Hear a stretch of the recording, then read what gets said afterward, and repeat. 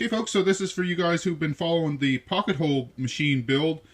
These are some more of the pieces to build it. So these are the back pieces here that control the clamp and work with the, just pieces you need to make. So the first thing you want to do is cut them. You want to cut 2 blocks 13¼ inches long. So, and make them 3 inches wide to begin with. So they're going to be 3 inches wide. Now then what you're going to want to do is you're going to want to cut a notch out of this thing. So this notch right here comes in 2¼ inches, and then it goes to 1½.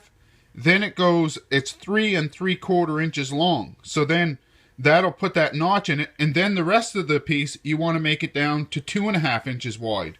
And then all I did was simply just knock about 1 inch by 1 inch off the corners just to make it less sharp, as you can see there.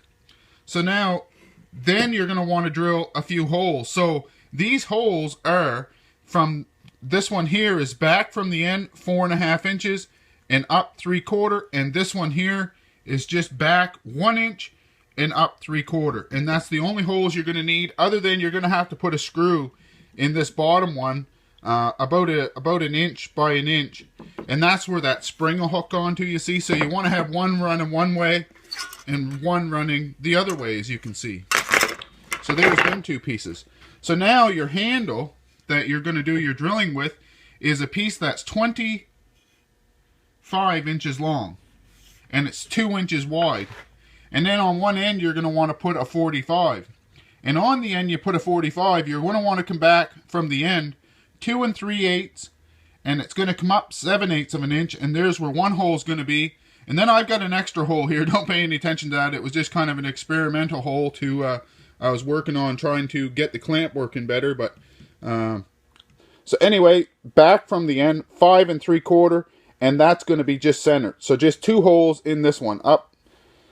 And then I rounded all the edges over on these, as you can see. It kind of made for a little softer edges on it. Then this block is the block that you see out back. It's going to be 9 inches long, and then you want to have this top block as wide as the 2 side pieces, plus a piece be able to fit in the middle loosely. And then it's going to have a couple of holes drilled in it too, and it runs right through to both sides. You can see they go right through to both sides. So in 7/8 of an inch and up 1 inch for this one, and that's going to make it centered on this block. And on this one, it's going to make it, you're going to come in, I just got to look here. It's going to be up 3/4 of an inch, or about 7/8 of an inch, I guess, and in 3/4 of an inch from the end. I got to actually measure this, guys, because my measurements aren't adding up here. I don't really have too much time to spend on this, guys. I got to start another kitchen, so this is pretty much just took a few minutes. So I guess it's in 3/4 of an inch from the end, and I'm guessing it was supposed to be up 3/4, but it is a little bit more than 3/4, about 7/8 of an inch up. And that's kind of a critical measurement there too, because this is where that 45 goes in against. That's going to slide in there, and a bolt's going to go through that, and that's where you get that redundancy in the linkage there, so that you're able to drill the hole, and then you're able to release the clamp. So now this is that back piece that goes on the back end of the pocket hole machine. So depending on the width of your machine, you're going to want to cut a piece. I believe it's 2½ inches wide, and then the width of your pocket hole machine. And then in the center, you're going to want to put this little block here. Mine's about 3/8 or a ½ inch thick.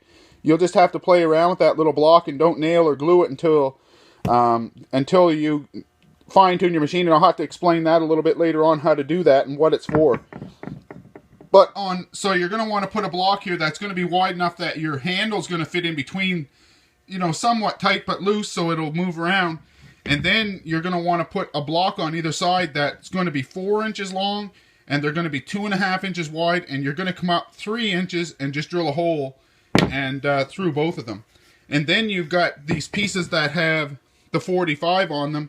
They're 8 1/4 inches long, and they're just got a 45 on them, so that you can see I just went to the front edge of this thing, and then I screwed from there and from the bottom and glued it as well. And I kept it 1.25 inches away from the side is what I did. So then when you're looking at this thing, this is what you'll have. So then that gets, like I said, screwed onto the back end of the pocket hole machine, so them are hanging over the end like this. So really that's all I have time for in this video. The next video, there's another piece or two and some bolts, and then what we'll do is do the final assembly on this. So hopefully you guys keep tuning in, and we'll see you next time.